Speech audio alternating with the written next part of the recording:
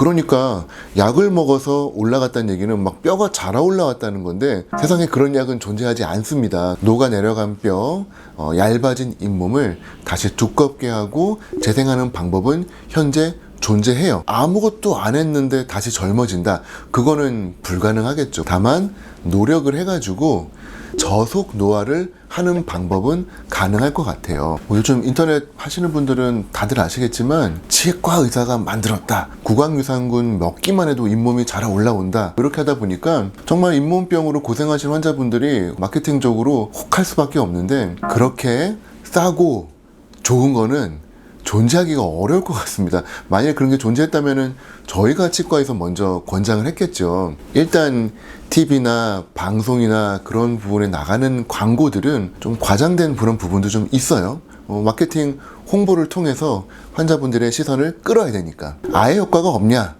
그렇지는 않을 겁니다. 구강유산균이라고 하는 거는 당연히 입안에 있는 안 좋은 세균들의 공간을 좁게 만들고, 구강유산균을 먹음으로 인해서 잇몸이나 치아 그리고 구강 점막에 저류하게 되면서 입안에 좋은 환경을 만드는 거는 맞아요. 이미 많은 연구로 밝혀져 있습니다. 하지만 거기에서 멈추지 않고 그 약을 먹음으로써 잇몸이 내려간 게 올라간다? 그거는 조금 과도한 부분인 것 같아요. 일단 잇몸이 내려갔다는 얘기는 잇몸 뼈가 녹아 내려갔기 때문에 그 위에 덮여있는 잇몸 살도 내려간 거거든요. 그러니까 약을 먹어서 올라갔다는 얘기는 막 뼈가 자라 올라왔다는 건데 세상에 그런 약은 존재하지 않습니다. 그렇기 때문에 인터넷 광고 보시면서 너무 혹하지 않으셨으면 좋겠고, 사실 저희 치과 의사들 사이에서도 이 이슈가 많이 지금 공론화가 되고 있거든요. 좀 너무 심한 거 아니냐, 어느 정도 애교로 좀 봐주면 좋은데 이거를 도저히 봐줄 수 있는 수준을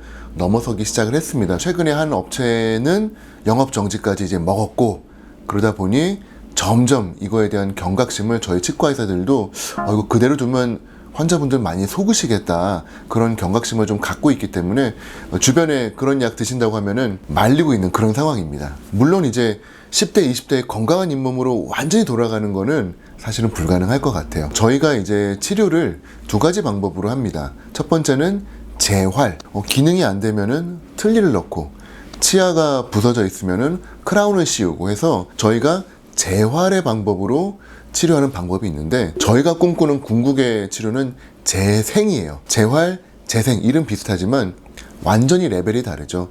재활은 기계적으로 깎고 만들어서 껴주는 형태고, 재생은 환자분의 몸의 조직이 쫙 자라나면서 원래대로 돌아가는 거예요. 우리 모든 치과 의사들의 꿈입니다. 다만 원래 건강했던 그 상태로 돌아가는 것까지의 수준은 사실은 너무 어렵고, 녹아내려간 뼈, 얇아진 잇몸을 다시 두껍게 하고 재생하는 방법은 현재 존재해요. 골 이식술, 잇몸 이식술, 피놀 수술, 엠도게인 치료 등등의 여러 가지 치료로 재생 수식들을 많이 하고 있습니다. 물론 모든 치과에서 하는 건 아니고, 특히 치주과, 치아 주위 조직을 다루는 제가 전공한 치주과는 잇몸 재생, 잇몸뼈 재생을 다양한 방법으로, 다양한 재료로 하고 있기 때문에 이 부분에 대해서는 한번 치주과 전문의가 있는 치과를 한번 찾아가시면 좋겠는데, 전국에 있는 치과 중에 치주과 전문의가 사실은 10%도 안 됩니다. 많지 않기 때문에 조금 검색을 해가지고 가보시면 좋을 것 같아요. 자연 회복이다, 아무것도 안 했는데 다시 젊어진다, 그거는 불가능하겠죠. 우리는 매일매일 늙어가고 있기 때문에 이거를 거꾸로 다시 시간을 돌린다는 거는 불가능합니다. 다만 노력을 해가지고 조금이라도 회복적으로 돌아가거나, 아니면 노화가 되고 있는데 그거를 조금 느리게, 흔히 말하는 요즘 저속 노화라고 하죠. 저속 노화를 하는 방법은 가능할 것 같아요. 일단은 완전히 건강한 상태로 갈 수는 없겠지만 그래도 내 건강함을 되찾는 방법은 여러 가지 영양제를 통해 가지고 복용해 줌으로써 가능합니다. 흔히 말하는 칼슘, 마그네슘, 비타민 D, 아연, 그래서 저희가 이제 외우기 쉽게 칼마디아라고 이제 외우거든요. 잇몸 건강 만드는데 정말 도움이 되고요. 여기에 더해서 비타민 K2라든지 콜라겐, 비타민 C 이런 것들이 들어가게 되면은 더더욱 도움을 받을 수 있습니다. 물론 이제 이런 비타민들이 많이 등장을 했습니다만 이 비타민을 조금 더 쉽게 섭취할 수 있고 조금 더 도달이 잘 될 수 있도록 하는 방법들을 저희도 지금 연구를 하고 있습니다. 지금 영상 보시는 우리 시청자분들도 조금만 기다려 주시면은 저희가 직접 개발한 잇몸 뼈 건강을 위한 영양제를 만나보실 날이 얼마 남지 않았거든요. 요 약을 좀 복용을 해서 조금 더 건강하게 돌아가시는데 도움을 드릴 수 있도록 저희가 불철주야 노력하고 있습니다. 조금만 기다려주시면 좋겠고요. 만일에 아주 젊어지는 걸로 돌아가기가 어렵다면은 그래도 노화를 조금 천천히 가게 할 수 있는 방법도 물론 존재하겠죠. 제일 좋은 거는 담배 태우시는 어르신들 지금 당장 바로 담배 끊으시는 겁니다. 우리 온 몸에 가장 안 좋은 거 담배인 거는 이미 다들 아시죠? 여기에 더해서 전자담배라고 해서 요즘 많이 인기를 끌고 있는데 일반 담배에 비해 좀 더 건강하지 않을까? 그런 마음으로 접근하시는 분도 있는 것 같은데 아닙니다. 오히려 거꾸로입니다. 구강 건강에는 일반 담배보다 전자담배가 훨씬 더 안 좋습니다. 거기에 들어가는 수많은 화학약품, 그 다음에 착향제, 그리고 여러 가지 색소들이 오히려 구강 내 세균들이 더 좋아하게 만드는 성분들이기 때문에 오히려 잇몸과 충치에는 좋지 않기 때문에 저희가 농담처럼 전자담배 필 바에는 차라리 그냥 담배를 펴라라고 농담을 할 정도로 그 정도로 좋지 않으니까 이번 기회에 확 끊어버리시면은 잇몸의 건강 그리고 노화를 조금 줄이는 데 도움이 되지 않을까 싶고요. 그 외에도 칫솔질, 치간칫솔, 치실 자기 관리도 중요하지만 무엇보다도 6개월에 한 번씩, 1년에 한 번씩 정기검진 받으시는 게 정말 많이 도움이 됩니다. 따라서 이러한 정기검진 통해 가지고 건강함을 잘 유지하시고 노화를 피할 수는 없지만 최대한 좀 천천히 갈 수 있도록 하셨으면 좋겠고, 실제 저희 치과에 오시면은 PDRN이라는 게 있어요. 요거는 흔히 연어주사라고도 알려져 있는데 이 연어주사를 주기적으로 맞으시는 분들이 또 잇몸 재생이나 잇몸 염증을 좀 낮추는 이런 효과들도 있기 때문에 오셔가지고 루틴하게 주기적으로 주사를 맞으시는 분들도 계시는데 다들 괜찮다라고 많이 말씀하셔가지고 저희도 요즘은 적극적으로 권장을 하고 있습니다. 한번 검색해 보시고 한번 병원에 찾아오시면은 자세하게 설명을 드리도록 하겠습니다. 치주과에서 하는 잇몸 치료는 분류로 나누자면은 비수술과 수술 요 두 가지로 나눌 수 있는데 어떤 목적으로 하는가가 사실 제일 중요합니다. 원인 치료, 원인을 제거하는 치료냐 아니면은 그 외에 다른 목적의 치료냐 그 두 가지를 먼저 봐야 되는데 원인 치료는 말씀드린 대로 치태나 치석같이 잇몸병을 일으키는 세균들을 제거하는 치료입니다. 그거를 수술적으로 할 수도 있고요. 비수술적으로 할 수 있죠. 하지만 잇몸을 다루는 치주과에서 가장 중요하게 생각하는 것은 원인 치료입니다. 환자분의 칫솔질이 좋지 않아서 치석이 잔뜩 묻어왔을 때 요거를 저희가 깨끗하게 제거해드리고 염증을 긁어드리는데 이거를 마취하지 않고 잇몸 위쪽만 하게 되면은 흔히 말하는 스케일링이 되는 거고요. 요거를 조금 깊이 들어가서 하면은 치근 활택술이라고 하는 게 되고 이것보다 좀 더 깊이 들어가면 이제 잇몸이 아프기 시작하시거든요. 그래서 저희가 부분적으로 마취를 한 다음에 잇몸 안으로 들어가서 하는 게 치은연화 소파술. 그것만으로 도저히 도달이 안 된다. 그리고 저희가 기구를 넣었는데 보이지 않아서 꼼꼼하게 하기 어렵다. 그럴 경우에는 역시 마취한 상태에서 잇몸을 조금 저희가 엽니다. 수술이 방법이 되는 건데 잇몸을 좀 연 다음에 꼼꼼하게 제거를 하고 그 다음에 잇몸을 꼬매면서 칫솔질하기 좋은 형태로 조금 다듬어 드려요. 그거를 치주 판막술, 그래서 수술의 단계로 진행을 하게 됩니다. 그래서 원인 치료는 이렇게 쭉 흐름을 보실 수가 있고요. 그 다음에 원인이 아닌 다른 부가적인 치료들은 저희가 많은 경우에 하고 있는 게 심리적인 치료들입니다. 잇몸이 너무 색깔이 좀 진해졌어요. 내지는 잇몸에 점 같은 게 생겼습니다. 주근깨 같은 게 생겼어요. 이런 거 이제 레이저나 작은 수술 도를 이용해서 제거하는 방법이 있을 것 같고요. 웃을 때 잇몸이 너무 많이 보여서 흉해요. 이런 경우에 잇몸을 살짝 교정해드리는 치은 절제술, 내지는 웃을 때 입술이 너무 위로 올라가서 좀 웃기게 좀 웃음이 만들어져요. 그러신 분들은 입술 교정술 내지는 입술 재배치술 이런 거 진행해드리고요. 그 외에도 치아가 너무 시려요 라고 와서 보니까 잇몸이 많이 내려가신 경우들이 있어요. 내지는 웃을 때 치아가 너무 길어 보여요 해서 치아 뿌리가 보인다고 하시는 분들, 이런 분들한테는 치근 피개술이라고 치아 뿌리를 덮어드리는 수술 등등을 진행을 하고 있고요. 그 외에도 이제 치주과에서 하는 치료들은 뭐 임플란트를 심는다거나 임플란트 관련된 뼈를 이식을 한다거나 아니면 임플란트 주변에 아주 두꺼운 각화치은이라고 하는 아주 좋은 잇몸이 있는데 그게 이제 많이 사라진 분들은 칫솔질 할 때 좀 아프세요. 그래서 각화치은을 입천장에서 떼서 이식을 해드린다거나 하는 등등의 수술 등이 이제 전체 치주 치료에 포함이 되어 있습니다. 잇몸이 흔들려서 치과에 내원하시는 분들은 거의 대부분 잇몸 뼈가 녹아내려 있고 잇몸 뼈를 따라서 잇몸 살도 내려가 있다 보니까 치아가 이제 많이 흔들리시게 되는데 모든 분한테 해당은 안 됩니다만 잇몸 뼈가 녹아있는 양상이 재생이 좀 될 수 있는 그런 형태로 녹아있는 분들이 꽤 많이 계세요. 그런 경우에는 사실은 빼고 임플란트를 심기는 조금 아깝다는 생각이 좀 들거든요. 그래서 환자분이랑 상의하고 정확한 진단하에 가능하겠다라고 판단이 되면 저희가 녹아있는 부분을 재생을 합니다. 그거를 저희가 치주 조직 유도 재생술이라고 불러요. 왜 유도냐 하면은 잇몸에 여러 가지 세포들이 살고 있는데 잇몸 뼈 세포도 있고 치주 인대 세포도 있고 그다음에 상피 세포도 있고 결체 조직 세포도 있고 이 네 가지 세포가 상당히 섞여 있는데 조직을 재생하려면은 뼈 세포랑 인대 세포가 꼭 필요한데 이게 속도가 상피가 오는 속도가 너무 빠르다 보니까 잇몸이 재생이 안 되고 그냥 상피 살로 덮여버리는 결과가 종종 발생을 해요. 그래서 저희가 하는 조직 유도 재생술은 상피가 못 오도록 막고 뼈랑 인대 세포들이 올 수 있도록 시간과 공간을 확보를 해줍니다. 그러면은 천천히 시간이 지나면서 녹아있던 뼈랑 조직들이 재생이 되죠. 그거를 하기 위해서 뭐 특수한 단백질로 코팅을 하기도 하고요.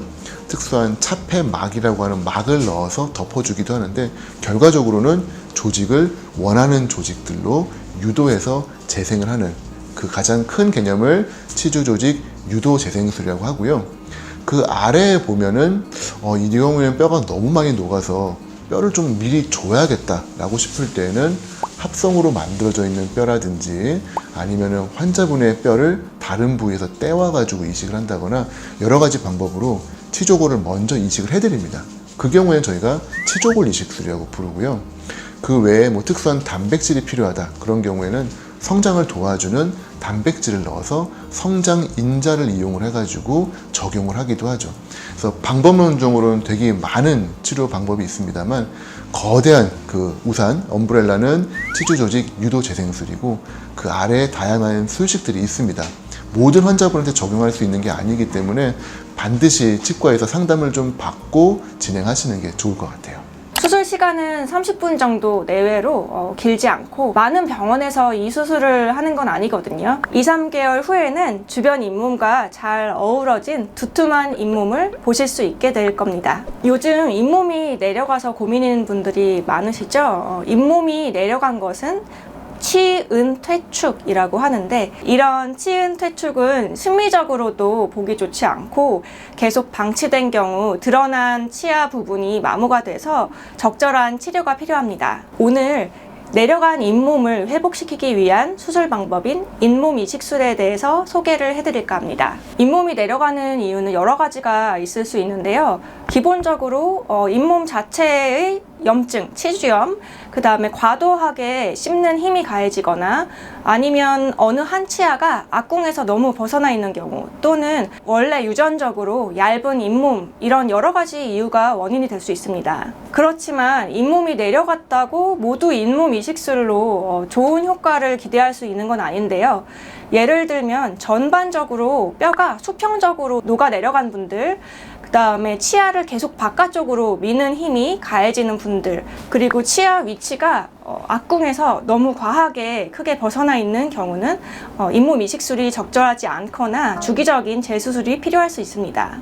반면에 이런 특별한 문제되는 조건 없이 어느 한 부분의 뼈가 좁게 녹아내려가고 잇몸이 내려간 경우에는 잇몸 이식술을 통해서 좋은 결과를 기대할 수가 있습니다. 우선 드러나 있는 치아 면 부위를 항생제로 소독을 해서 새 잇몸을 이식을 했을 때 굉장히 잘 붙을 수 있는 환경을 만들어주고요. 그리고 그 다음으로는 새로 떼어온 잇몸이 자리 잡을 수 있는 공간을 좀 확보를 해줍니다. 그리고 필요한 면적만큼의 잇몸을 입천장에서 떼어오고 그것을 노출된 부위에 덮어서 움직이지 않도록 봉합을 하면 끝이고요. 2주 정도에 걸쳐서 이식된 잇몸과 주변 잇몸이 유합이 되고요. 그 리모델링 과정은 2-3개월에 걸쳐서 진행됩니다. 2-3개월 후에는 주변 잇몸과 잘 어우러진 두툼한 잇몸을 보실 수 있게 될 겁니다. 꼭 그럴 필요는 없고요.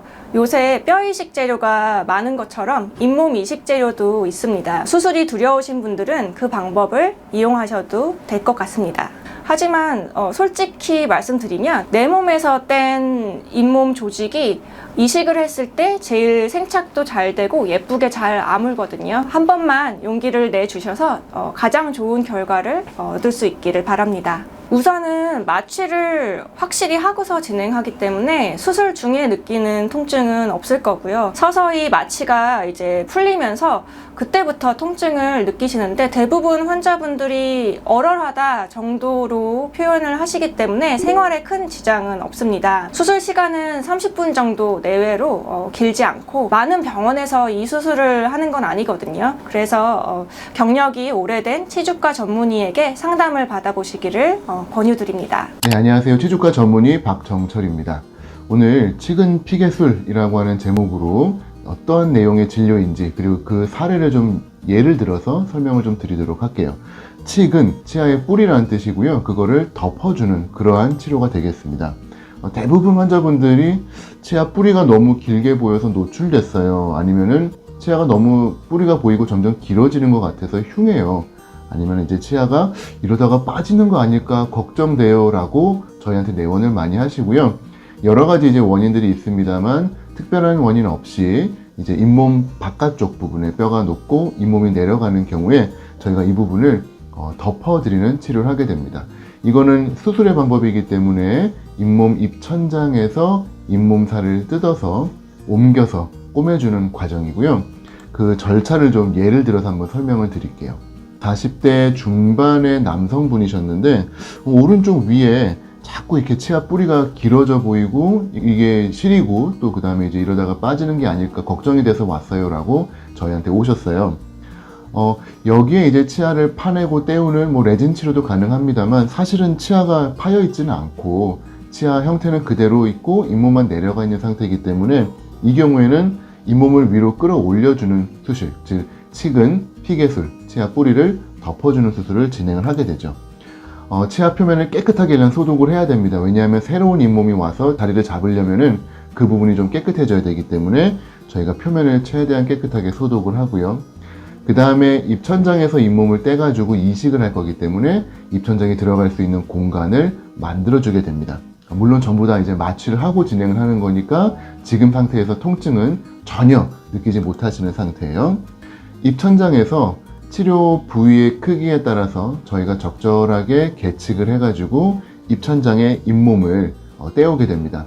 이 부분은 나중에 한 달 내지는 2달 정도가 되면 거의 100% 회복이 되기 때문에 크게 불편감 없이 입천장에서 잇몸을 떼어내시게 될 거예요. 자, 입천장에 떼어낸 잇몸을 치아 뿌리 쪽에다가 잘 덮어드렸고 꼼꼼하게 봉합을 해드렸습니다.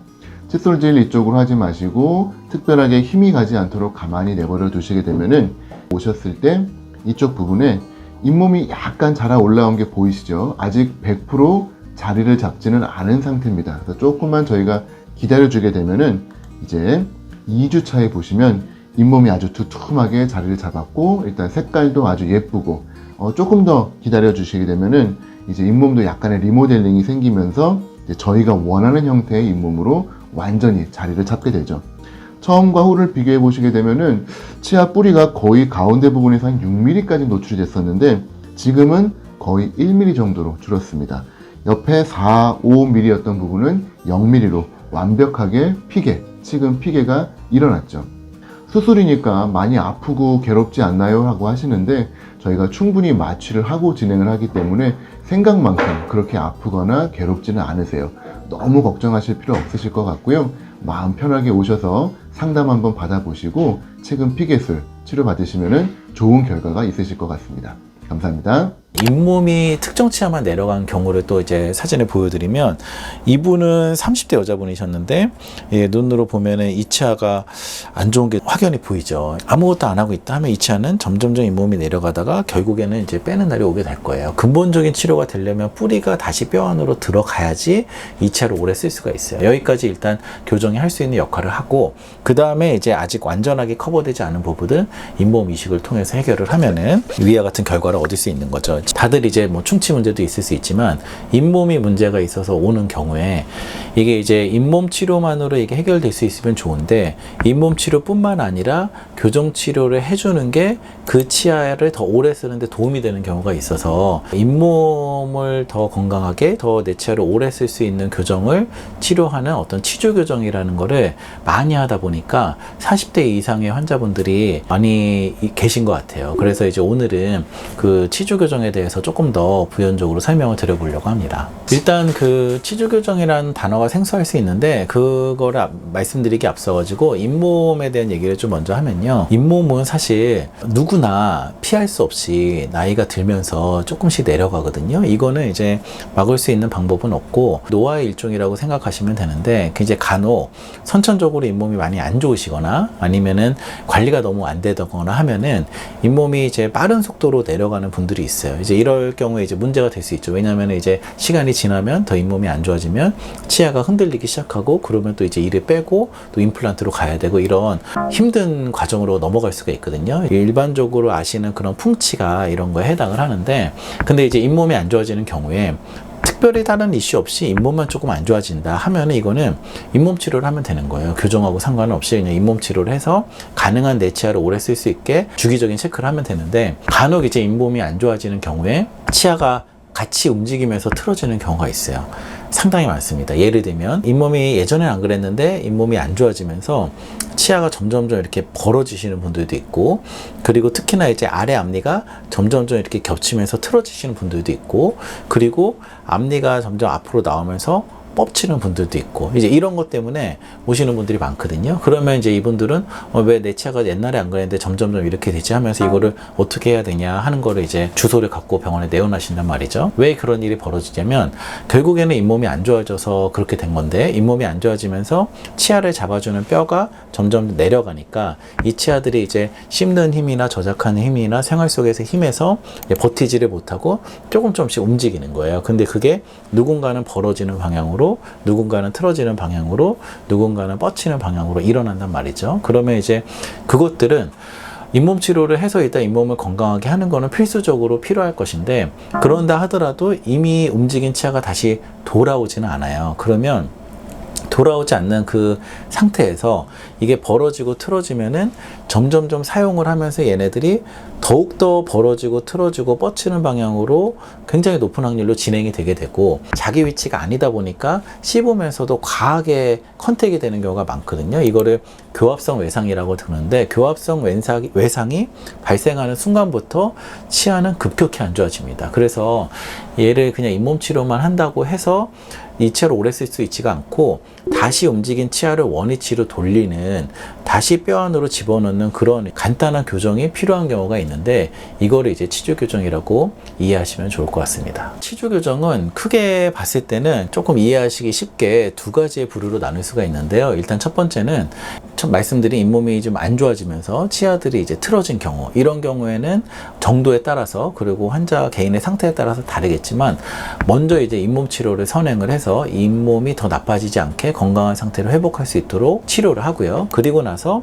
틀어지거나 벌어지거나 뻗친 치아를 다시 재위치를 시키는 교정을 해가지고 마무리를 하는 거를 추천드리고, 물론 이제 모두에게 가능한 건 아니죠. 교정을 버틸 수 있는 그런 건강 상태여야 되는데, 그건 또 이제 또 추후에 말씀을 드리고, 아니면 잇몸이 많이 나쁘지 않은데도 불구하고 어떤 특정 치아만 잇몸이 내려가는 경우가 있어요. 이런 경우는 이제 자세히 들여다보면은 뭐 예전에 교정을 했다든지 어떤 이유로 치아가 자기 위치에 있지 못하고 치아 뿌리가 뼈 밖으로 나온 경우에는 어떤 특정 치아만 엄청 퇴축이 되는 경우가 있거든요. 이제 이런 경우에는 오히려 치아 교정을 통해서 이 뿌리를 다시 뼈 안으로 넣어주고, 그리고 이제 그 잇몸을 좀 회복할 수 있도록 이식하는 그런 교정을 먼저 하고 잇몸 치료를 하는 그런 순서로 접근하고 있습니다. 그러니까 이제 쉽게 생각하자면 뭔가 이렇게 전체적으로 잇몸이 안 좋아지면서 전체적으로 치아가 틀어지는 경우에는 잇몸 치료를 먼저 하고 교정 치료를 마무리를 해가지고 유지하는 방법을 하고, 만약에 어떤 특정 치아에서 그런 일이 일어난다 그럼 어쩌면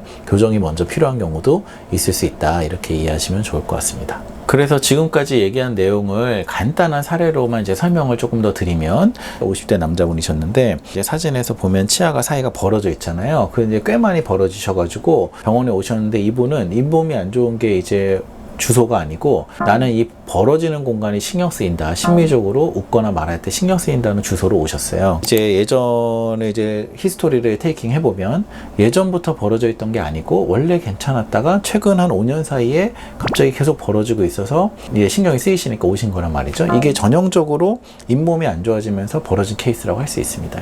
이분도 이제 아까 말씀드렸듯이 먼저 더 나빠지지 않게 잇몸 치료가 필요할 거예요. 그래서 이제 잇몸 치료를 하는데, 엑스레이를 보니까 치아를 잡아주고 있는 뼈가 그쪽 부위에서 많이 소실된 거를 볼 수가 있어요. 그러니까 이제 지금 이분은 사진을 봤을 때는 조금씩 그 송곳니 쪽이 잇몸이 안 좋아지면서 그 송곳니가 조금씩 내려오기 시작하니까 마침 또 아래 임플란트가 있어서 임플란트랑 교합성 외상이라고 해서 부딪히기 시작하면서 점점점 뼈가 녹고 이가 뻗치면서 벌어진 그런 과정을 겪고 오지 않았을까, 그렇게 이제 생각을 했고요. 그래서 일단 먼저 이 송곳니를 오랫동안 쓸 수 있냐, 왜냐면은 교정 치료를 하고 했는데도 수년 안에 만약에 빠지게 된다 하면 또 그럴 바에는 임플란트로 처음부터 가는 게 낫기 때문에, 그래서 이제 더 사용할 수 있는지를 확인하기 위해서 이 치아를 오래 쓸 수 있는지 판단을 하고, 그 다음에 아직은 그래도 쓸만하다 하다면 이제 잇몸 치료를 먼저 해서 건강한 상태를 만든 다음에, 그 다음에 이제 교정 치료를 통해 가지고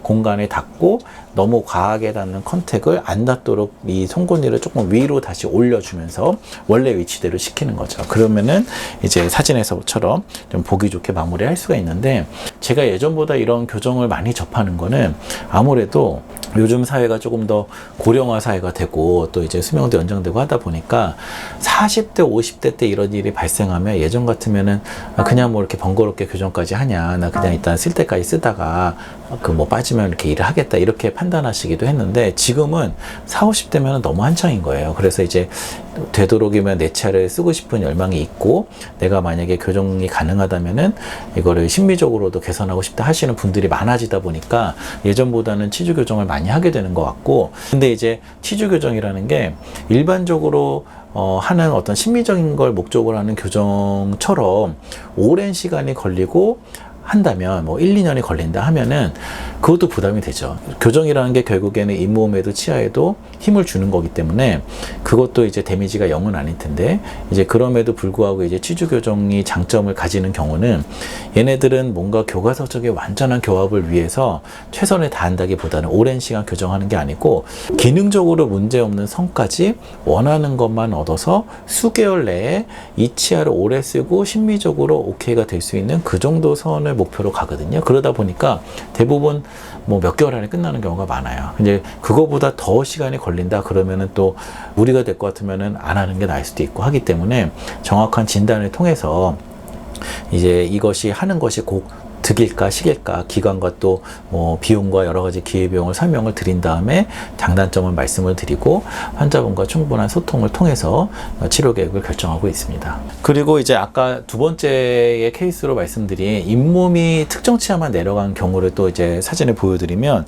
이분은 30대 여자분이셨는데 눈으로 보면은 이 치아가 안 좋은 게 확연히 보이죠. 아무것도 안 하고 있다 하면 이 치아는 점점점 잇몸이 내려가다가 결국에는 이제 빼는 날이 오게 될 거예요. 근데 이제 30대이기도 하고 앞니기도 하고 여러 가지로 이 치아를 오래 쓸 수 있으면은 뭘 할 수 있을까 해가지고 이제 오신 건데, 잇몸이 내려간 이유를 진단을 해보면, 찍어보면 이 뼈가 워낙 얇아가지고 그 치아를 잡아주고 있는 뼈 밖으로 치아 뿌리가 나와 있는 경우, 이런 경우에 이제 그쪽 잇몸이 이제 내려가는 거를 확인할 수 있거든요. 그러면 이거는 치은 이식이라고 잇몸을 덮는 치료가 있는데, 잇몸을 덮는 치료만으로 근본적으로 해결되지가 않고, 근본적인 치료가 되려면 뿌리가 다시 뼈 안으로 들어가야지 이 치아를 오래 쓸 수가 있어요. 교정을 대략적으로 한 9개월 정도 설명을 드린 다음에 전체적으로 할 필요 없이 이 부분만 개선을 얻자 해서 아래만 부분적으로 교정을 해가지고 6개월 때 사진을 보면은 그래도 잇몸이 조금 올라온 걸 확인할 수 있고,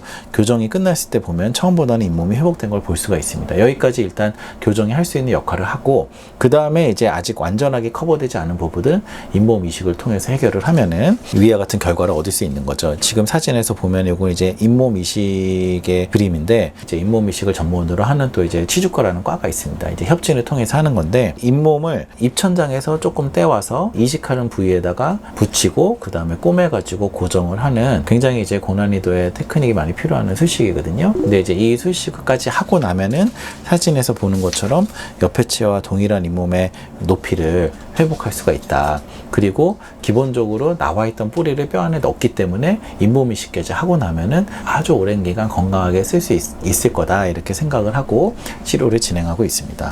안녕하세요. 교정과 전문의 김진우 원장입니다.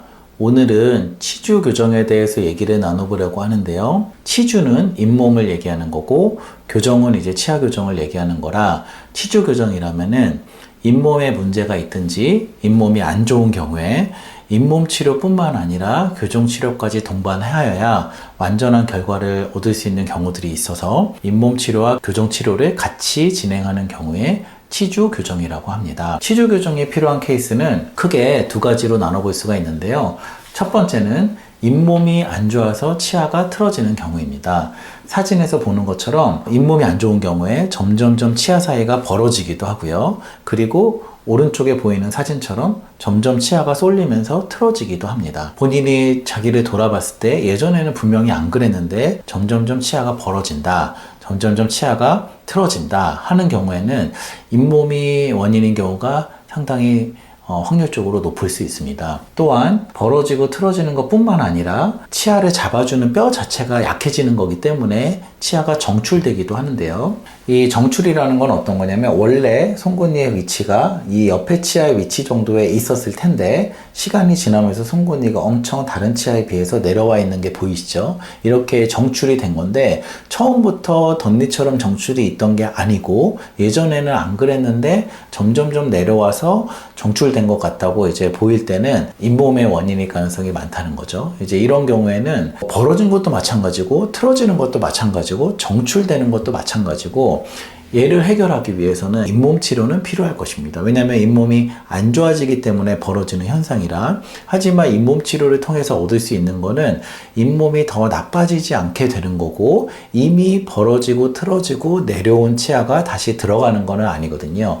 근데 이런 경우에 다시 치아를 원래 위치대로 다시 올려주고 모아주고 고르게 해주는 교정 치료가 동반이 되어야 최종적으로는 치아가 관리가 잘 되고 심미적 기능적 개선을 얻을 수 있을 것입니다. 그래서 저희는 이거를 치주과 원장님과 같이 협진을 하여서 치주 치료를 먼저 선행을 하고, 그리고 자기 치아를 오랫동안 잘 쓸 수 있는 환경을 만들기 위해서 교정 치료를 한 다음에 정기적으로 검진하는 방식으로 환자분들을 대하고 있고요. 지금 이렇게 잇몸이 안 좋아서 치아가 틀어지는 경우 외에도 오히려 반대로 치아가 틀어져서 잇몸이 안 좋아지는 경우도 있습니다. 사진에서 보는 것처럼 이런 특정 치아에 치은퇴축이 있는 경우가 대표적일 텐데요. 치은퇴축이 오는 것은 치아의 위치가 잘못돼서 그럴 수도 있습니다. 예를 들자면 이런 사진에서는 치아의 뿌리가 뼈 안에 있어야 되는데 치아 뿌리 자체가 뼈 밖으로 나와 있어서 그 치아만 잇몸이 내려갈 수가 있고요.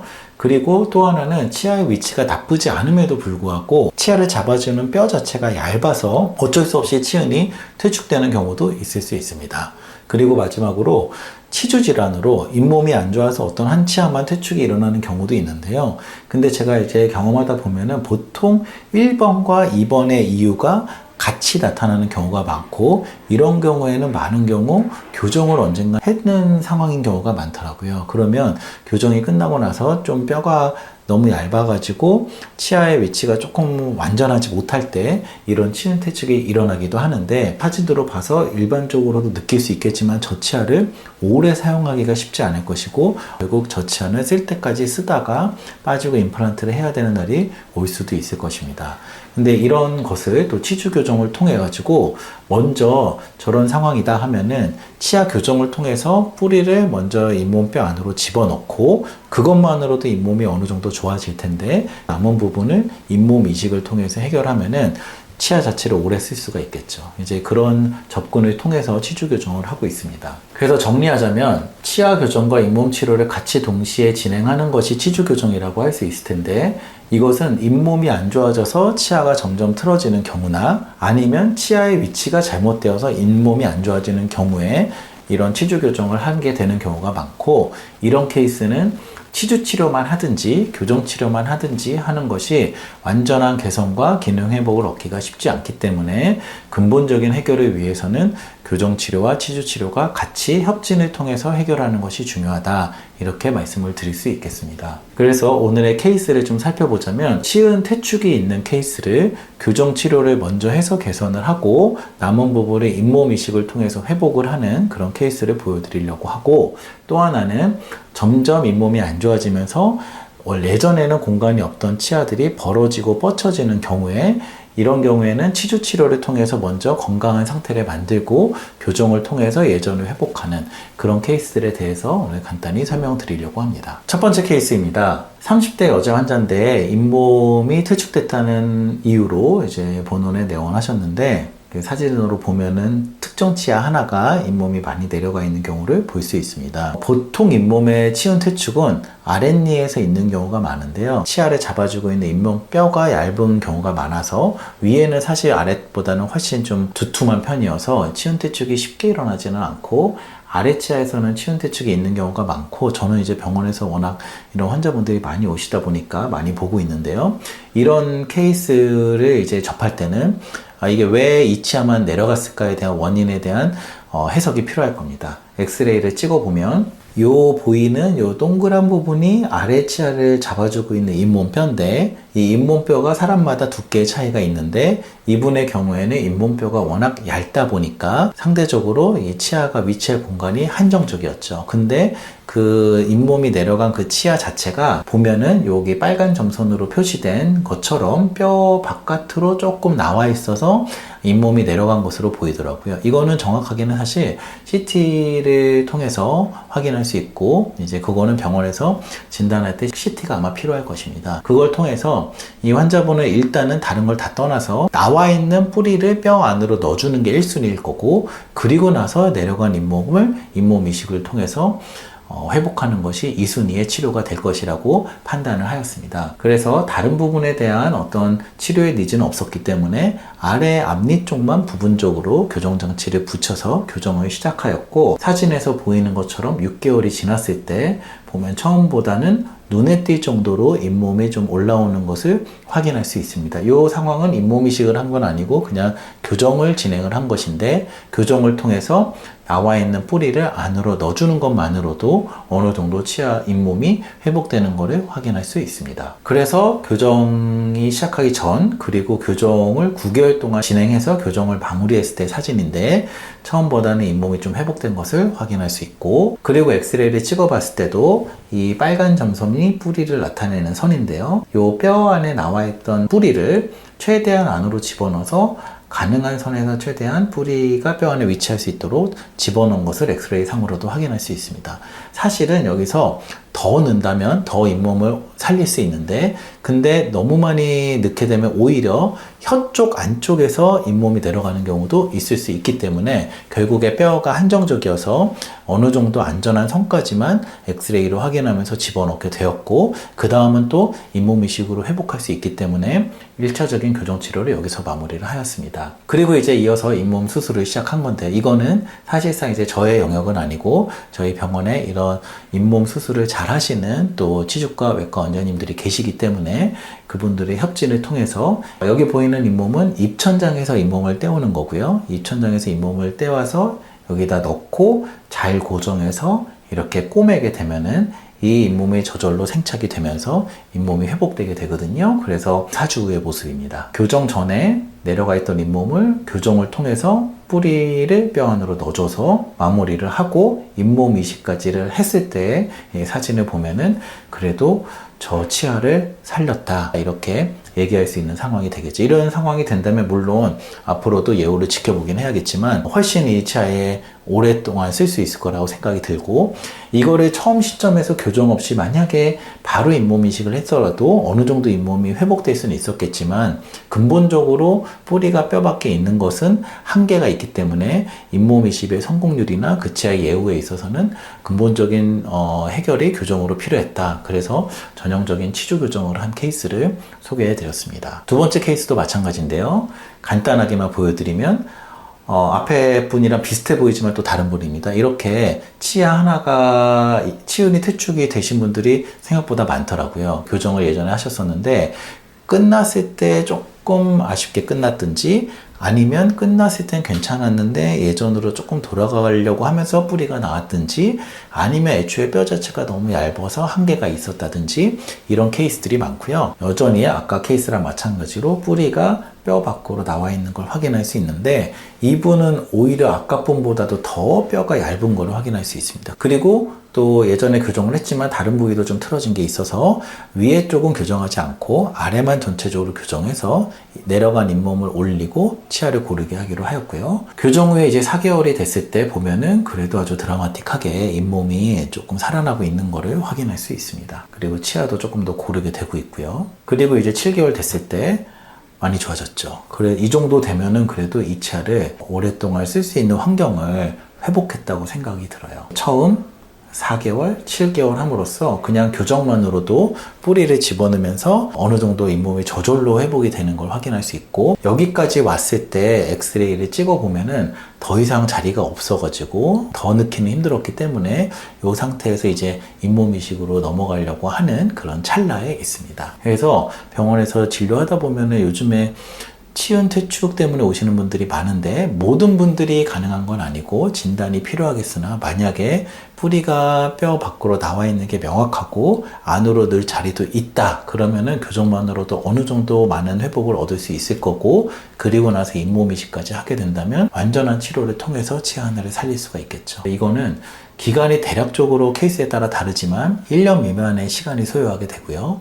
그리고 예우는 정도에 따라 다를 수 있습니다. 뼈가 얼마나 남아있는지 아니면 나이가 많은지 적은지 여러 가지 팩터가 있겠지만 그런 것들을 다 감안해서 정확한 진단을 통해 치료한다면은 가만 놔뒀을 때 곧 임플란트로 갈 수 있는 치아를 오랫동안 쓸 수 있지 않을까 생각을 합니다. 엠도게인 뭔가요? 질문하시는 분들 많으신데 엠도게인 인터넷 검색해 보셨나요? 잘 안 나오죠. 쓰시는 분들이 별로 없습니다. 요거는 소수의 치주 전문의 분들만 쓰시고 그분들 중에서도 몇 분 안 쓰세요. 그만큼 조작하기 어렵고 좋은 결과 내기 어려운 좀 하늘에서 뚝 떨어진 재료인데 그 기원이 되게 신기합니다. 뭐 이런 얘기하기 좀 그렇지만 젊어지고 싶어서 회춘을 하고 싶은데 뭘 먹어야 될지 모르겠고 저 어린 녀석이 건강해 보이니까 저놈의 오줌을 받아 먹으면 내가 젊어지겠지, 이런 좀 말도 안 되는 생각 하셨었죠. 실제로 어른들은 그거 드셨다고 하더라고요. 저도 뭐 책에서 본 얘기입니다만 어떤 의미에서는 맞을 수도 있어요. 왜냐하면 어린아이의 그 젊고 건강한 몸에서는 분명 뭔가를 재생하고 성장에 도움이 되는 아주 많은 어떤 호르몬들 내지는 신호 전달 물질들이 나오고 있을 거거든요. 물론 소변에 있을 리는 만무합니다만 그래도 그걸 받아 먹으면 기운이라도 오겠지, 이런 마음이었던 것 같아요. 치주염이 생겼습니다. 치아 주변에 치석이 쌓였고 그 때문에 염증이 생겨서 뼈가 녹았어요. 여기다가 뼈가루를 한번 얹어볼까 해서 뼈가루를 얹어봤는데 뼈가 잘 안 됩니다. 왜냐하면 치아 사이사이가 너무 좁아요. 거기에 뼈를 얹어봤자 그냥 다 허물어집니다. 누군가 이 생각을 한 거죠. 동물이든 사람이건 간에 한참 뿌리를 막 만들어내고 잇몸을 막 만들어내는 그 어린 녀석의 치아 뿌리 근처에서 뭔가를 긁어서 발라주면 여기도 다시 한번 회춘을 할 수 있지 않을까?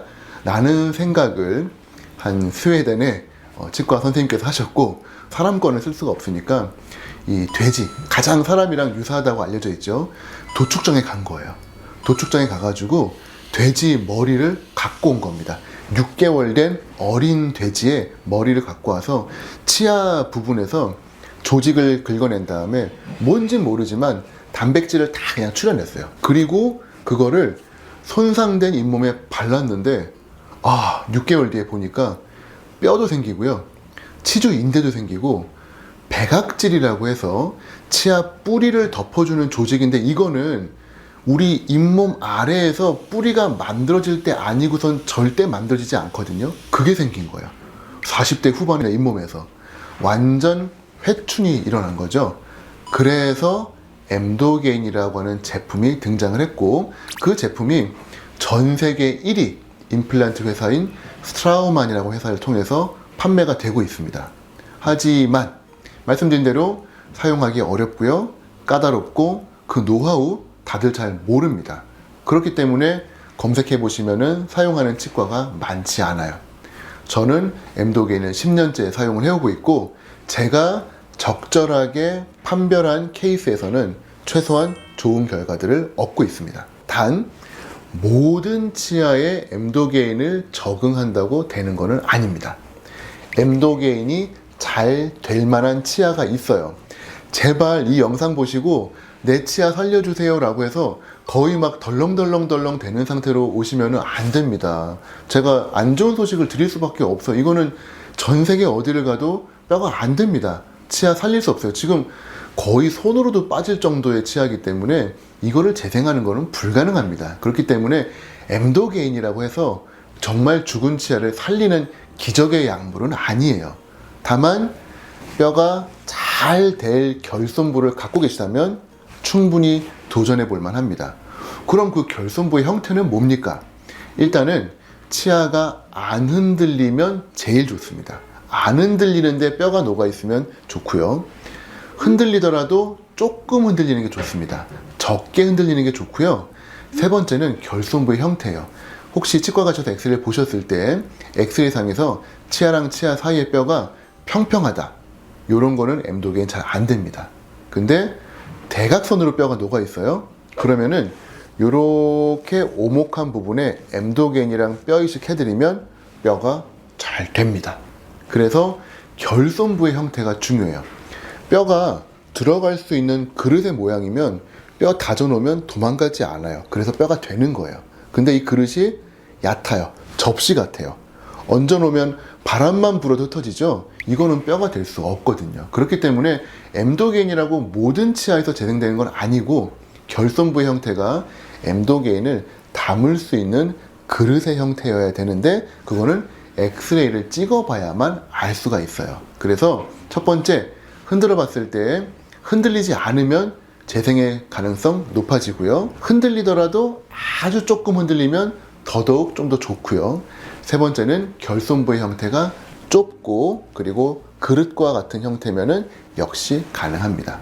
만일에 이러한 결손부를 갖고 계시고 나는 내 치아를 한번 살려보겠다 라는 의지가 있으시다면은 찾아오시면 제가 엠도게인으로 좋은 결과 드릴 수 있을 것 같고, 나라에서 보험으로 보장을 해주고 있기 때문에 뭐 임플란트나 이런 거에 비해서 진료 비용이 훨씬 부담이 적습니다. 그렇기 때문에 언젠가는 내가 내 치아를 빼야 될 거라는 걸 아시더라고요. 대부분 알지만 그래도 단 1년이라도 버티고 싶다, 단 1년이라도 조금 빼는 시기를 뒤로 늦추고 싶으시다면 저는 시간을 벌어드리는 거예요. 완전히 이걸 젊은 나이에 치아로 만들진 못합니다. 다만 언젠가는 빼겠지만 그 시기를 하루라도 뒤로 늦춰드리는 목표예요.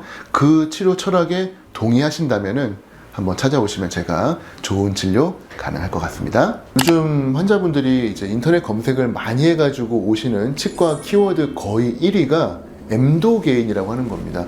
엠도게인은 뭐냐? 일단 기적의 약물이 절대로 아니에요. 이거는 누가 보더라도 손으로 빼도 빠질 정도의 치아인데 이거 나 엠도게인 해주세요 라고 오시면은 정말 너무 난감합니다. 이게 그냥 다 빼야 될 정도의 치아까지 살릴 수 있는 기적의 약물은 아니기 때문에 일단은 내 치아가 어느 정도 재생의 포텐셜, 치유 능력이 있는 상태의 치아들에 해당한다는 거 꼭 좀 기억을 해주시고, 너무 희망적인 생각을 갖고 오시기보다는 혹시나 되는지 싶어서 왔다라는 마음으로 와주시면 저도 조금 덜 죄송할 것 같아요. 그래서 일단 엠도게인에 대한 기대치를 조금 낮춰주시면 감사하겠고요.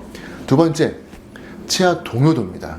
치아가 흔들리면은 재생이 잘 안 돼요. 엠도게인 주변에 뼈를 만들고 연조직이 부착을 다시 하기 위해서는 동요도가 없어야 돼요. 그래서 흔들리는 상황에서 엠도게인 치료해달라고 와주시면은 이거 조금 곤란해요. 물론 해드릴 수는 있습니다만 해도 잘 안 돼요. 정말로 하고 싶다라고 하시는 경우에는 저희가 이제 본을 뜬 다음에 치아에 맞게 이 와이어, 쇠 철사를 만들어서 치아를 고정을 합니다. 한 달에서 한 달 반 정도 치아를 의도적으로 못 움직이게 묶어놓고 엠도게인 치료를 하는데 그러면은 조금 나을 수는 있겠죠. 하지만 이거를 이제 언젠가는 와이어를 떼야 되거든요. 떼고 나면 이제 그때부터 또 씹으시잖아요.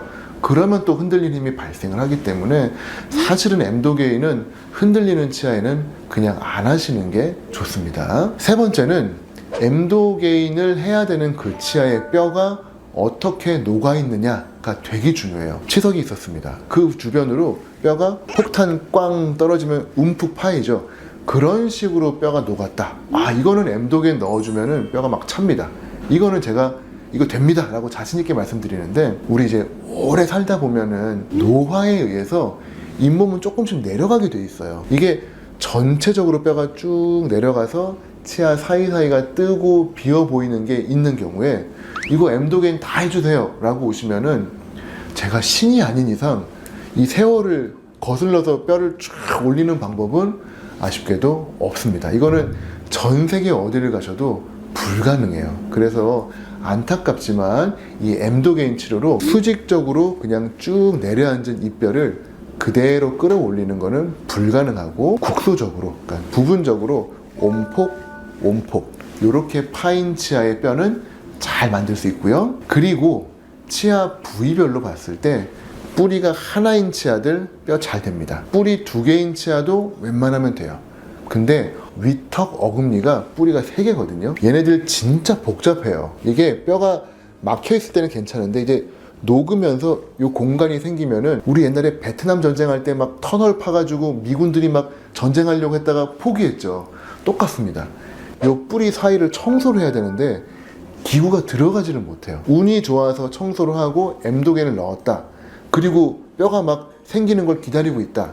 하지만 환자분께서 집에 가서 칫솔질을 해서 그 부위를 깨끗하게 해주셔야 뼈가 되는데, 저도 어렵게 한 거를 환자분이 칫솔로 못 닦습니다. 그렇기 때문에 금방 재발을 해서 하나마나한 상황들이 많이 발생을 해요. 그리고 마지막으로 엠도게인 치료는 필연적으로 잇몸을 열고 하는 수술입니다. 꼭 기억해 주세요.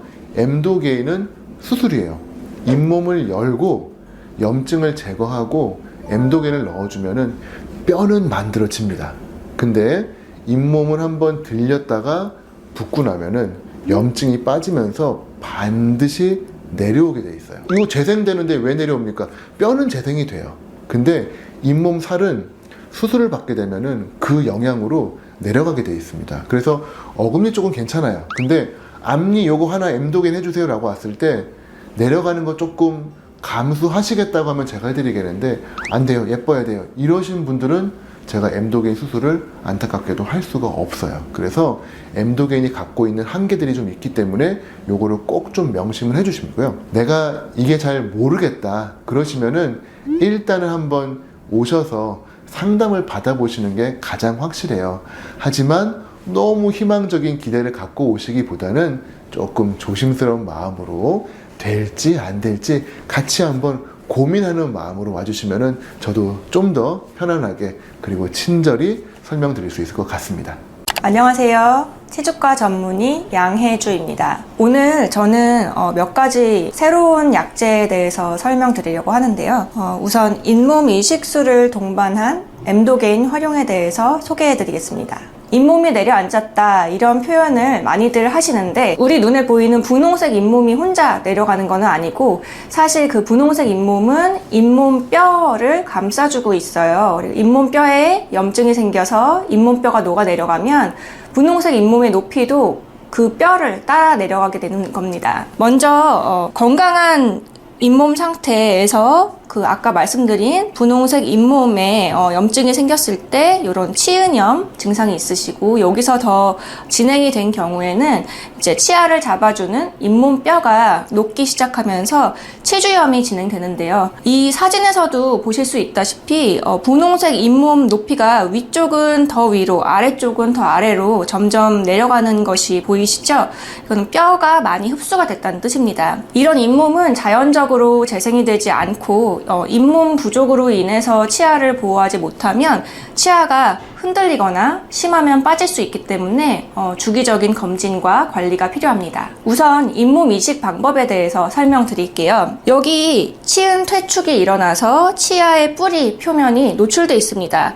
이곳이 이제 이식을 받을 부분이고, 저희가 치주 질환에 굉장히 효과가 좋은 테트라사이클린이라는 항생제로 소독을 하고요. 그리고 입천장에서 이식제를 집어넣고 고정시킬 공간을 약간 준비를 해 놓은 다음에 환자분의 입천장에서 적절한 면적과 두께의 치은 조직을 채취합니다. 이 단계에서 아까 전에 소독해놓고 준비해둔 치아의 뿌리면에 엠도게인을 도포하고요. 그 위에 입천장 조직을 위치시킨 다음에 움직이지 않도록 봉합을 하고, 그렇게 두시면 2주 정도 후에는 주변 조직들과 생착이 시작돼서 한 2-3개월 정도 후에는 아주 두툼하고 높이도 제자리를 찾은 잇몸이 주변 조직과 함께 어우러져서 성숙됩니다. 엠도게인이 뭐냐? 이렇게 물으신다면 어린 돼지의 치아 뿌리 조직에서 추출한 특수 단백질입니다. 세계적인 임플란트 회사 스트라우만에서 개발한 치료 제제고요. 보험 적용이 되기 때문에 비용적으로도 큰 부담이 되지는 않으십니다. 엠도게인의 가장 큰 특징이자 장점은 치아 조직 재생을 유도한다는 건데요. 보통 우리 치아 뿌리 표면에는 백악질이라는 게 있는데, 이거는 치아가 처음 발생될 때만 생겨나고 그 이후에는 인공적으로 생겨나게 할 수 없습니다. 그런데 엠도게인은 이 치아 뿌리 표면을 발생하는 그 기관처럼 환경을 만들어서 백악질을 재생시키는 특징이 있고요. 치아 뿌리가 뼈에 딱 달라붙어 있는 것이 아니라 치아 뿌리와 주변 잇몸뼈 사이에는 좁은 공간이 있는데, 그 공간을 치주인대라는 인대가 잡아주고 있거든요. 엠도게인은 치아 뿌리 표면에서부터 백악질이 치주인대 그리고 주변 잇몸뼈와 함께 재생돼서 제대로 된 치유가 이루어지도록 해줍니다. 엠도게인은 치주 치료와 함께 병행해서 사용할 때 효과가 극대화되고, 사용법이 까다롭고 제대로 적용이 되어야 효과가 있기 때문에 소수의 치주과 전문의들만 사용할 수 있습니다. 그러면 실제 케이스에 대해서 말씀드리겠습니다. 이 환자분은 잇몸이 위쪽은 올라가고 아래쪽은 내려가는 치은 퇴축도 있고요. 치아의 뿌리면이 드러나면서 이 부분이 움푹 패여 보이는 치경부 마모도 있으세요. 씹는 힘이나 치아끼리 닿는 힘들이 과도하기 때문에 그런 것으로 보이고요. 저희가 엠도게인과 잇몸 이식술을 동시에 적용해서 오른쪽과 같이 잇몸 이식을 했습니다. 이거는 2주 후 사진이고, 이식한 조직이 주변 기존의 조직들과 함께 생착이 잘 이루어지고 있는 과정을 보여주고 있습니다. 이분은 아래 앞니에 이렇게 아주 좁은 협곡같이 생긴 치은 퇴축이 있으신데요. 보통 이런 형태의 퇴축은 우리가 스틸만 균열이라고 해요. 대부분은 외상 원인이 많고요. 이 부분도 역시 치아 뿌리 표면에 엠도게인 적용하고 잇몸 이식을 해서 2개월 후에는 이렇게 높이도 회복되고 두툼한 잇몸이 주변 조직과 완전히 생착해서 성숙되어 있습니다. 마지막으로 이 환자분은 오른쪽 위 송곳니 이 부분 퇴축이 눈에 띄는데요. 역시 엠도게인과 치은 이식술을 했고, 치료 후 사진을 보시면 굉장히 두껍고 높이도 회복되고 심미적으로도 좋은 결과를 보입니다. 잇몸 이식술은 우리 잇몸의 높이를 회복시켜줘서 심미적으로도 물론 좋고, 그다음에 잇몸 건강 측면에서도 굉장히 건강한 잇몸을 회복시켜준다는 의미가 있고요. 드러난 치아 뿌리가 시려서 고생하셨던 환자분들도 시린 증상이 거의 사라졌다고 많이들 좋아하세요. 특히 이제 엠도게인이 더해졌을 때 가장 효과가 좋습니다. 이런 부분이 있다면 병원에 내원하셔서 검사 받고 필요한 치료 받으시면 좋겠습니다. 감사합니다.